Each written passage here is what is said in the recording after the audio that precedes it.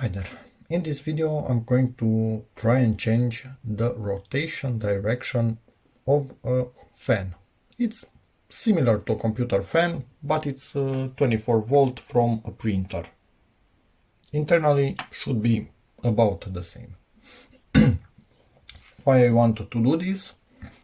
Basically I need some 12 centimeter 24 volt fan to move the air a little bit out of the attic.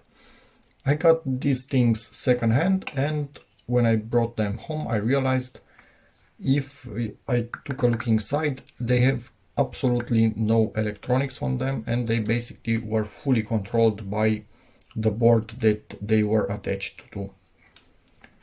These kind of fans, standard dish, 24 volts, that's the only difference from a PC fan, do have the electronics on them, and they control them themselves just by giving them power. I think on these two you need to give them 24 volts. This is a sense wire. It will give you the impulses for the rotation speed. But yeah, what I did, I will link that video in the description. Modified basically this fan. As you can see here, it kind of has this sticker on the inside, and ripped all the blades out and modified it and basically glued the carcass of the big fan on top of the working parts of the small fan. The only issue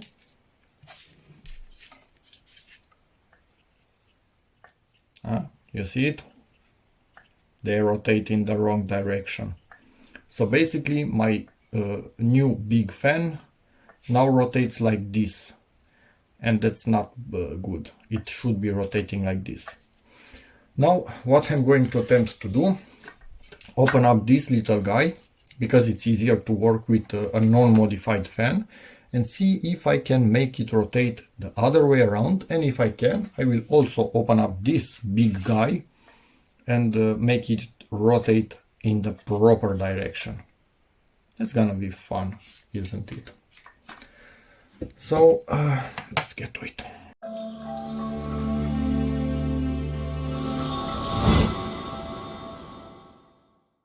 First thing that you kind of obviously want to be doing, remove the sticker to see what type of bearings we have in here. Does it have some kind of cap? Oh, this does not have some kind of cap. Don't tell me this cannot be opened up. That would suck. That would suck really, really, really bad. I guess live and learn. I will show you what I discovered. So normally standard PC fans either have an elastic ring in here that you need to open up so you can take the shaft out, because the shaft has a slit all around it that ring sits in, or they have a plastic ring that the same, you need to take it out. This has neither. So this is much more interesting, but actually easier. Look what you need to do. You kind of start pulling on it. As you can see, it's fairly loosely in here, looser than a standard PC fan. And when you get to a point, keep it pulled and continue to rotate it. And it's out. Because basically it has this metal right there, and when you rotate enough, these things, these little hooks, go a little bit higher, and then they manage to slip over the other piece of metal and they release. So this is the easiest fan that I have ever seen to open up, basically. This is actually really, really cool, honestly. So what I want to see now, how many connections this thing has for the wires. And from what I can see, let me try to bring more light, my bad, to this work area. We have one right there, We have another right there, and here we don't have, here we have another. So we have 3 connections. In theory, as far as I can understand, we kind of need to swap this with this, the ones that are on diagonal, because that will basically change the direction of the field itself. Yes, this will not be an efficient fan anymore. If you look at this, you can see this is a tad higher and this is a bit lower. So even mechanically, this was built to rotate in a certain direction.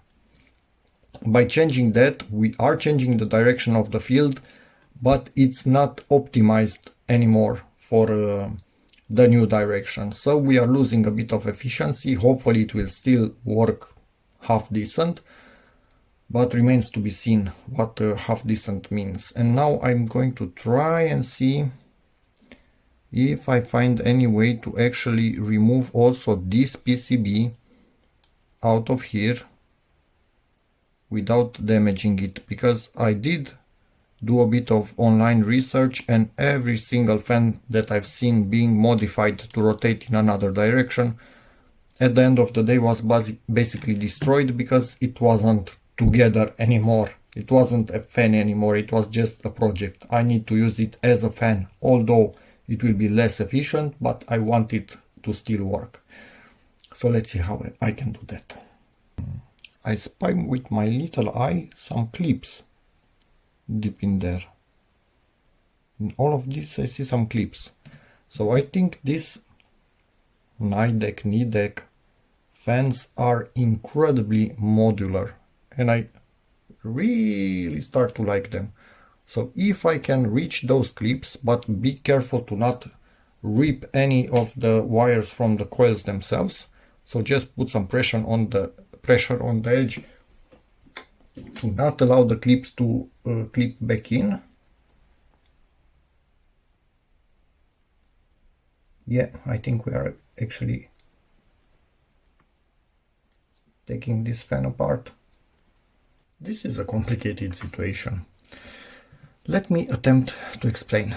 This thing will not come out. I think this particular fan, not only that it had those clips which are now broken, I think it also is glued in place. So the whole SE, this whole part, has glued put onto it, and then it goes onto a shaft that is coming from this side, and the clips hold it temporarily until the glue decides to dry. So yeah, that kind of sucks. Just an idea. Let me show you how you can open the other type of fan, because this is kind of more like a standard PC fan any day now. So you need to peel this off, because otherwise you could not really follow me in this video. Yes, PC fans, most of them, let me throw that away. Yikes, lots of dust in here. Basically have oil in here that's oiling the shaft itself, and if they are like this one, meaning with a bearing, they will have this, you can see this circlip in here. Sometimes it's a plastic circlip, sometimes it's a metal one. You just need to spread this side and this side so you can get the shaft pushed in that direction. For me, I don't really have something to open up circlips this small, so many times I just use something like this and push them apart, but I kind of need to be on the table to be able to do that. How can I show you? Hopefully like this you can see what I'm doing. Can I open them with my left hand? Yeah, I think I can. Oh, yikes. This will fly away if you're not careful. So that wouldn't be a good thing. At the end of the day, it went flying away, but stayed on on this. If you have a tool to open circuits like this, all of that, it's much easier done. But anyway, there's that, and now you basically pull the fan out. Yes, this one also has a spring to keep it in position. Depends a lot on the model, but overall, yeah, they are kind of like this, most of them. This is a unique scenario where basically you pull on it and then rotate it. So this is held in place only by its magnetism. But if you would, and this limits it so it cannot fall if you yank on it. But it's a weird design anyway compared to what we have standard. I'm trying to give you a bit of context because these fans are similar but different at the same time. What my problem is at this moment, looking online, the common consensus about this is that one of the legs, let's say, which are connected legs, this is connected, this is not connected. So we have 1, 2, 3 connected legs. One of the legs directly gets the positive, which is the red one, and the other 2 legs, let's say this, but we don't know which one of them yet, get activated in turns. So that means we have a kind of a jumping field, and this Hall effect sensor, that's also the driver chip, makes sure that everything happens exactly when it should to continue the rotation at the proper speed. Just so we are in a more clear situation, this wire, which is the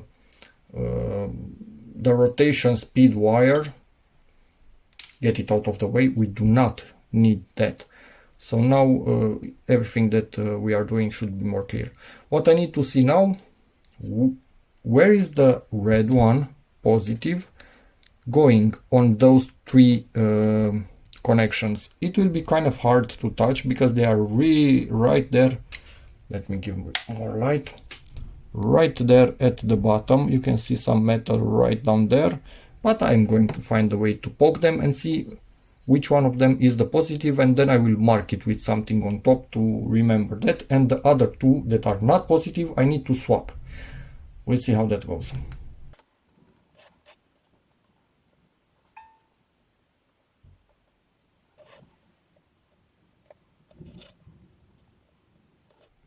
I'm screwed. This is not a standard fan. None of them seems to have the 12 volt on it. Or not 12 volt, the positive, whatever you want to call it. Whoa, that's going to be a bad day for me. And if I get it out of this plastic, I will not be able to properly glue it back in place.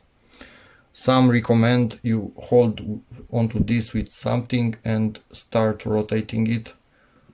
Yeah, I don't know. Could work, I could destroy it at the same time. Yeah, I effed this one up just by probing at it and trying to get it out. I'm getting all sorts of intermittent contact in here, so I'm not sure if I can recover this one. At least I'm going to try on this, which is already built into the big frame.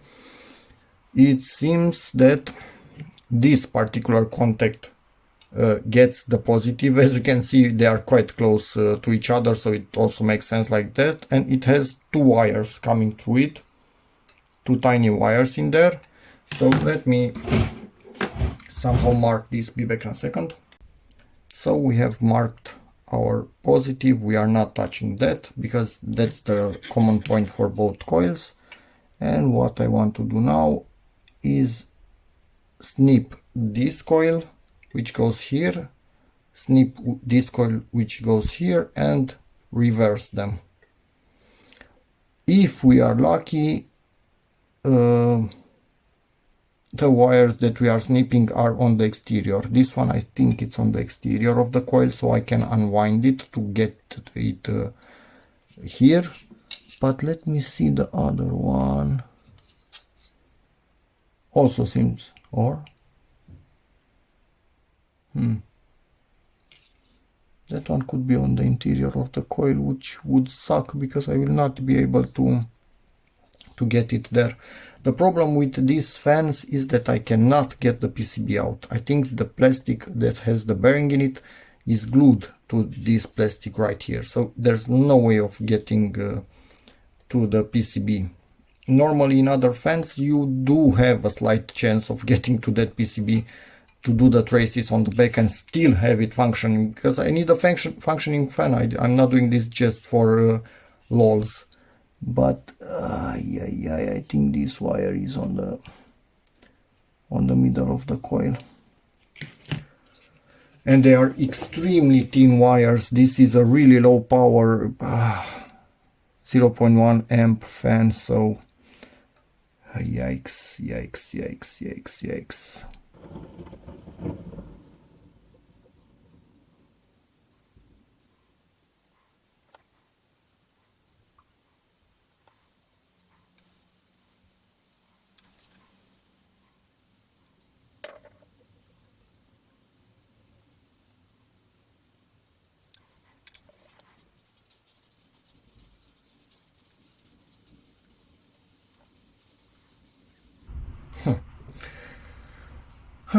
This was fun. So yep, I think I was right. This wire right there is an internal wire, so it's on the inside of the coil. I don't seem to be able to get it any looser than this. I managed just with these tiny tweezers to rip it out from its contact and bend it just a little bit, but I'm going to not play with it too much because it will break. The other one, it was on the outside of the coil, so we kind of have its end here. Now what I could simply do, yes, it will be probably messing with the parameters, but it's just one coil, so it shouldn't be that bad. I'm attempting to get it. Whoa, this is really hard to get it, and also not bend it too much because it could also break even if it's longer, but at least if it breaks I can start over. Get it over this. Oh, but this chip is also touching the coil, so I need to bend it slightly.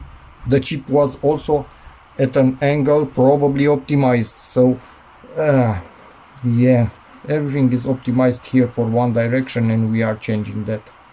Okay, so now I have this. I need to somehow get it under the other wire. I managed to do that. Pass it in front under the plastic leg if I can. Not sure if that's doable, if there is any room in there, but anyway, if my camera would help us and focus, this is where I need to solder now, and I have the wire that was soldered here, and now I need to take an extension wire from here to this little guy right here, and in theory we have this instead of this and this instead of this, and reverse rotation. Let me try and do that. Just so you have an idea, this is a, I think it's TS100 with its tiniest tip available. I'm going to get it to some higher temperature because I want to be able to was this the highest temperature? I don't even remember exactly how to increase the temp. Yeah, 350, because I want to be able to melt through the insulation on those tiny wires. Those wires, let me zoom focus at least onto them. Those wires are insulated. Hopefully I can show you what I'm doing here. Try to bear with me.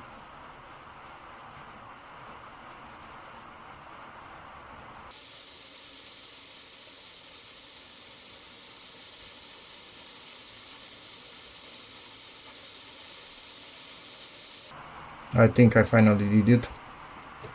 So it kind of needed a lot of temperature, which I'm not happy about, but whatever. Try and focus on this, sorry about the camera movement.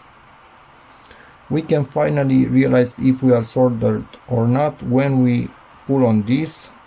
It doesn't move, so we will move it around just enough for it to break, and it will break exactly after the solder, and it broke. Let me just show you how thin the wires on this fan are. This is a low power fan. My fingerprints are basically much wider than this wire. This is about the thickness of a human hair.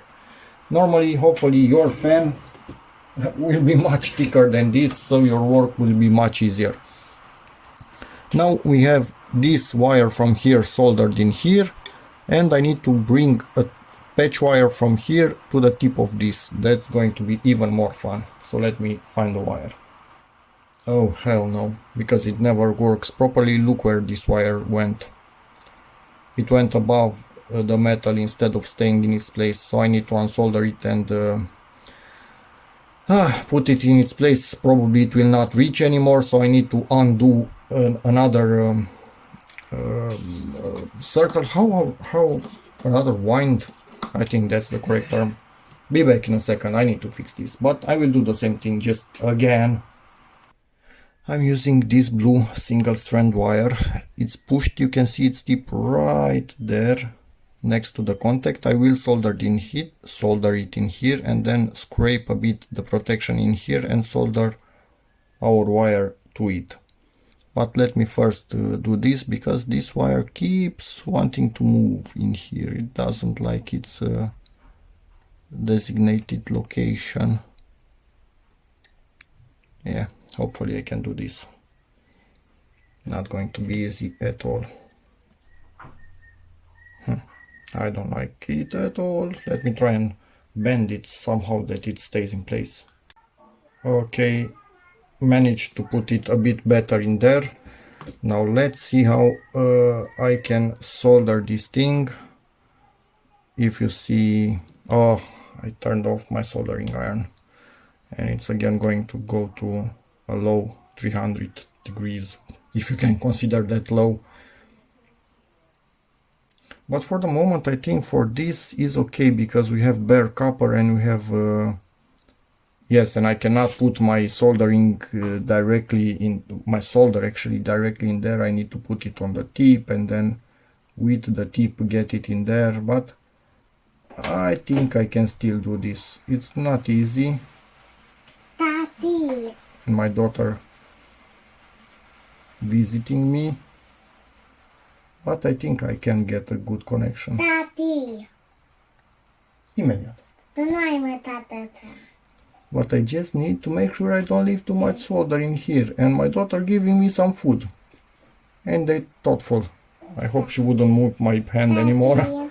So it seems to be soldered, but I need to clean it up a little bit better. Be back in a second. Daddy. Managed to solder it. It was not easy. This wire was robbing us of a lot of heat. That thing was also going into the PCB. They didn't want to solder together, but they are soldered now. The end of the wire is now here. I've cleaned it up and bent it upwards, and our tiny coil wire is on top of it. Maybe you can see it shining in there. So what I need to do, with a huge amount of care, heat them up. I'm going to try and lay this down and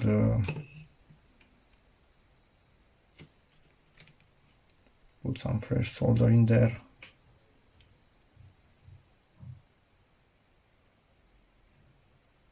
Hope I managed to get both of them.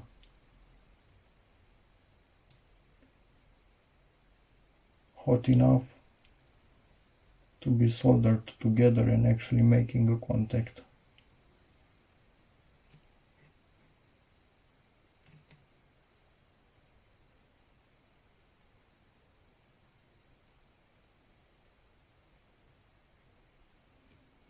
And I cannot leave any whiskers because they could interfere.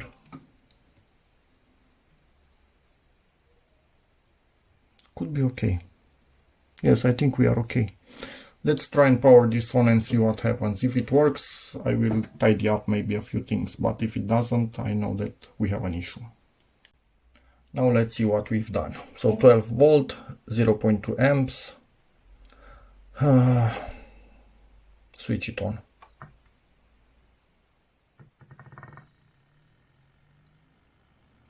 And it's working in the right direction.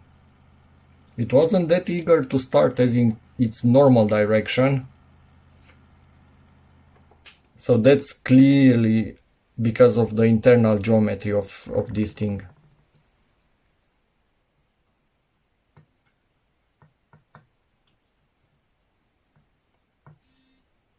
We are not hitting anything. Maybe it's also not a good position for this fan. So let's rotate it like this and see what it does. Yes, this is all fumes from the copious amount of super glue I put in there. Let's turn it on again. So we want rotation in this direction to be pushing air backwards. Before it was going the wrong way around.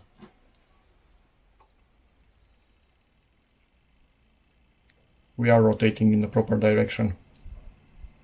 And actually moving a good amount of air. 0.05 amps. Let's increase 13, 14, 15, 16, 17, 18, 19, 20. We are at 20 volts, 0.085 amps. This thing is going. I think we did it.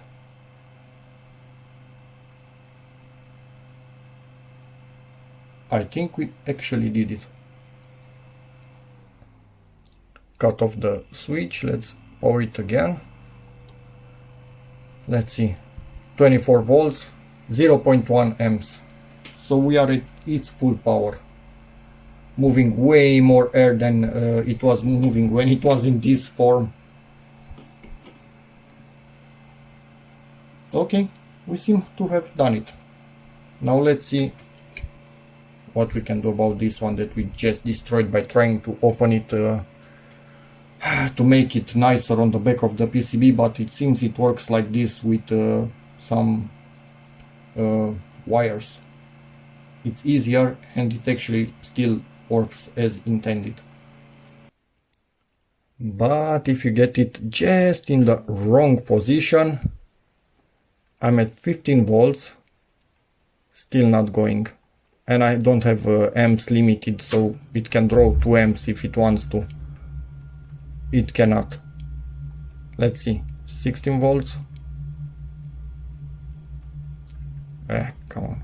17, 18, 9, 20 volts, 21, 22, 23, 24 volts.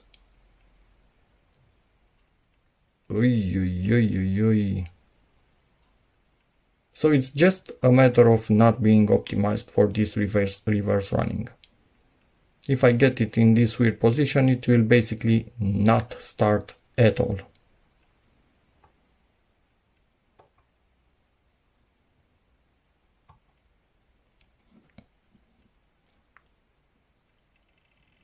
And I shut it off and then powered it on again and it did start. So it has auto start, it's not perfect, we messed with it, it's not that happy, it might not work for what I need, I have no clue. I'm going to basically try and see, and I don't know honestly, I don't know. Thought about something else. We added a lot of mess with this. So maybe that's also not helping it start. So let's go 24 volts. No, it's just not happy running in reverse. It will run, but it might have issues starting. Let's overvolt it, 26 volts. Nope. So I don't think you can use a modified fan like this for mission critical. If you are using it just, I don't know, as a means of keeping you cool, for example, so you can just bump the blade a little bit. If cannot start, then it's all fine. But if it's mission critical, I don't think it's a good idea to use such a fan.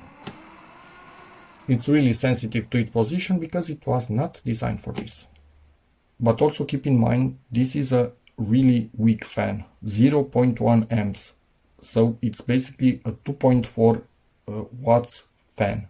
It's really weak. If you have a stronger fan, you might not have this startup issue. Although, if I look online at the videos that you will see in the description, both of them do seem to have startup issues. And I think that with the added mass of the bigger fan, it actually has a better chance, from what I see it from a few trials, to start than with the small one.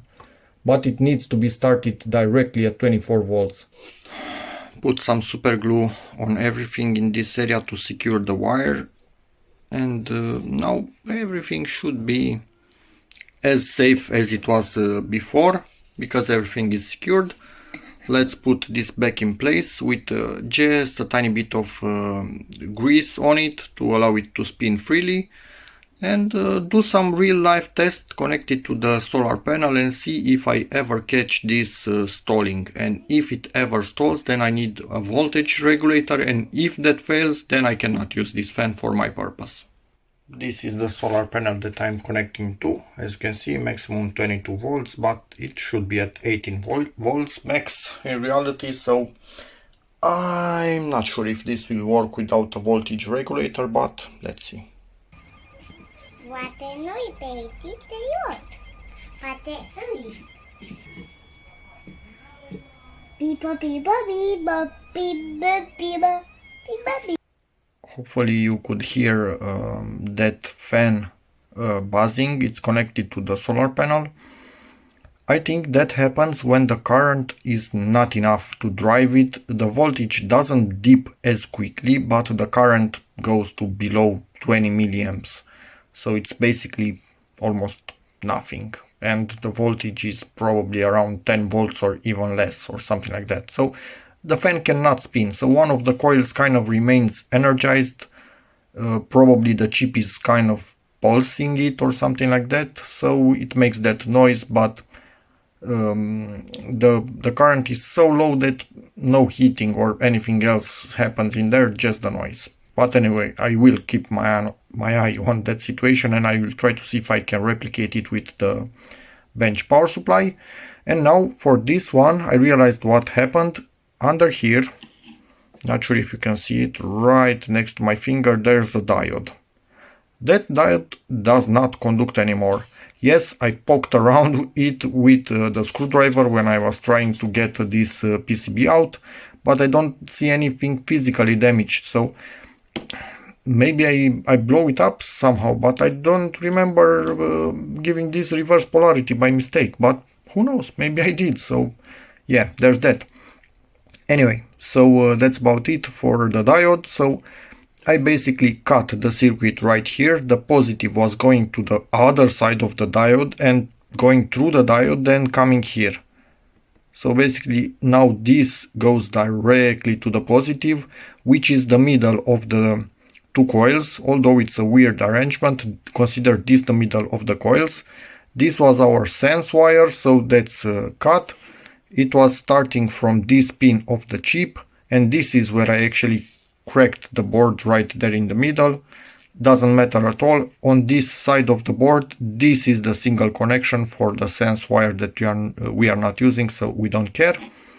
This ground negative is coming all the way around here to the pin that's right there under our green wire. So that is still going there, which is good. And now these two other ends of the coils, this is the end of one coil, this is common for both coils, it's the middle of them. This is one end, this is the other end. And this chip was basically energizing them one by one, but we want to be energized in the reverse order. So I cut the traces on the PCB, and from the right side I went to the left side, and from the left side I went to the right side. And now, in theory, it should work, unless we have any other short somewhere that caused that diode to blow, Although I really don't think so, because this is a really low power device. You would kind of see a short fairly quickly in one way or another. But yeah, there's that. So let's see if we can make this one run at least like the other. So starting a bit harder in some situations, but working once it's rotating. Now get ready for something interesting. Either this will be working in reverse. This is the normal rotation, but we are hoping for reverse. Or we see some smoke escaping. We are at 10 volts, 0.1 amps. Man, this is a real saga. Basically, nothing was making sense. I measured the resistance of one coil from the center positive to it, about 190 ohms. Measured the second one, meg ohms, 6 meg ohms or something like that. So nope, that wasn't a good measurement. Realized that actually one of these tiny leads probably wasn't making contact anymore. It was still attached, but wasn't making contact on this little guy. So insisted with soldering there, and now both of them are measuring 190. So let's give this a bell once again.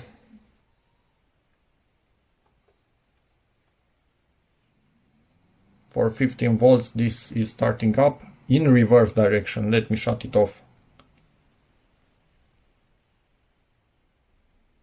You can clearly see it's in reverse.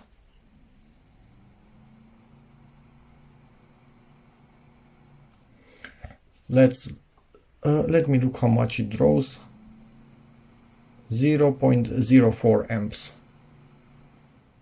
But this one seems to be starting even harder than the other one. Let's see, 9 volts. Nope.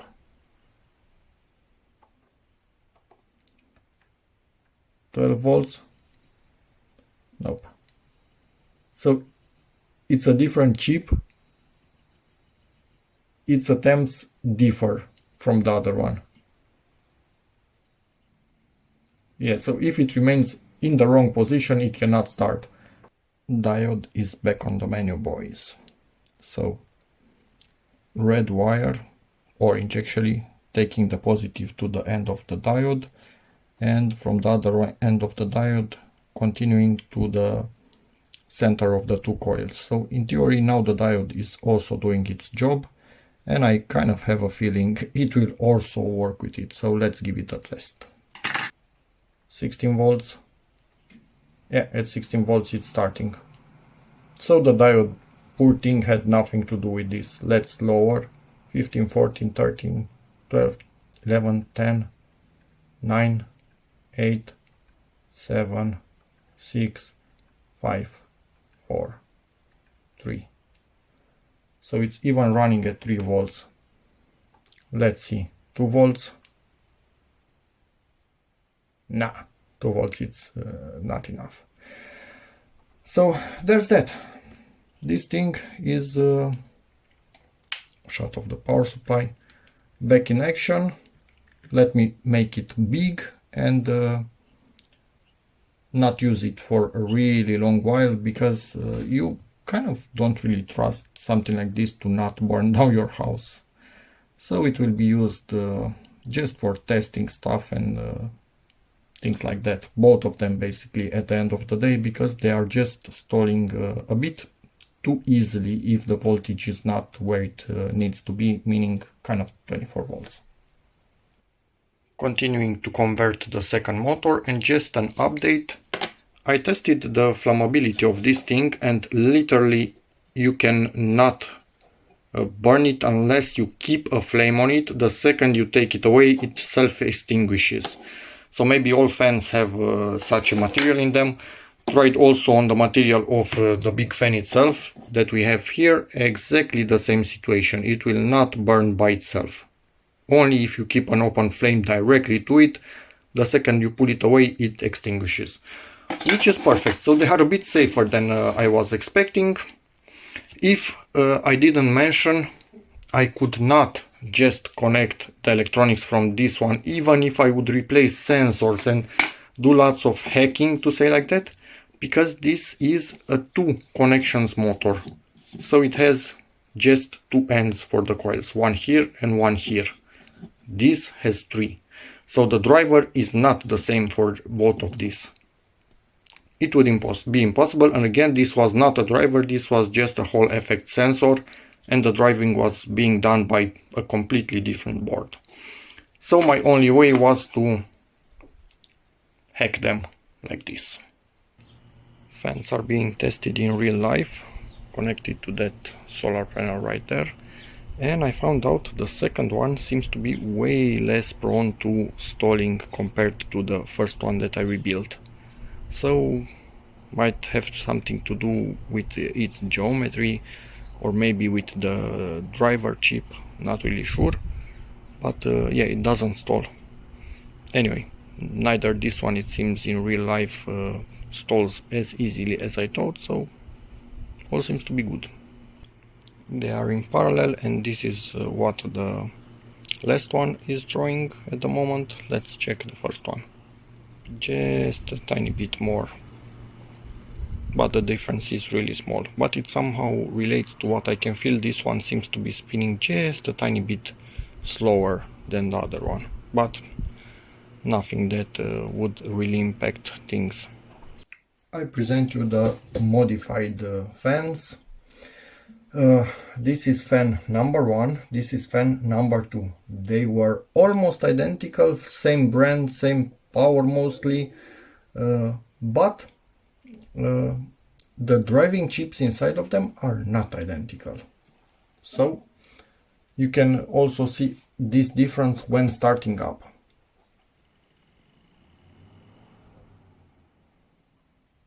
And for how long it will actually run after being shut off.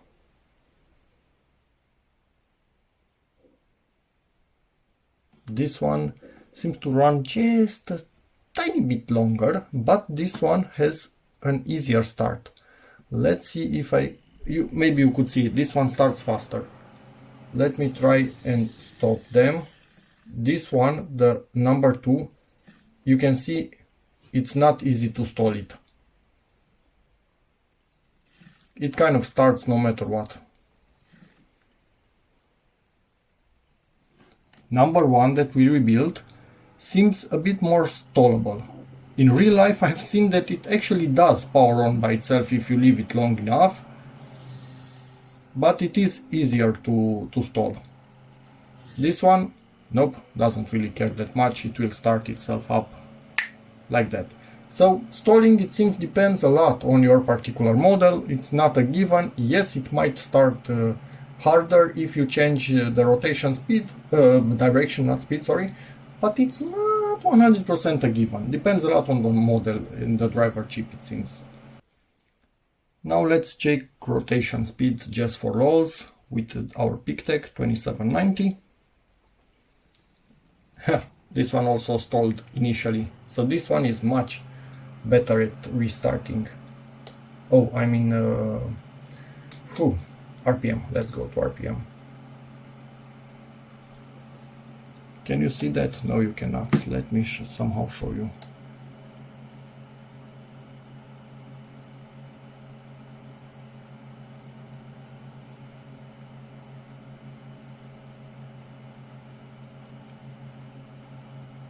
This is the RPM. Oh, still couldn't see it properly. So 1600. Let's see the other one. Again, you cannot see. A tiny bit less. So at the same voltage, they are running in parallel now and drawing 175 milliamps total. This one rotates just a smidget slower, but is much better at restarting by itself. And this is the power draw for fan number 1. Let's check fan number 2. Fan number 2 is drawing less power, and it also, as I said before, starts a bit faster. So this, at the end of the day, it's actually a better fan. Let's give them another power on. Quite quick power on. Lower the voltage. 16, 12, 8 volts. Let's see which one of them stops first. But yeah, overall, I consider this a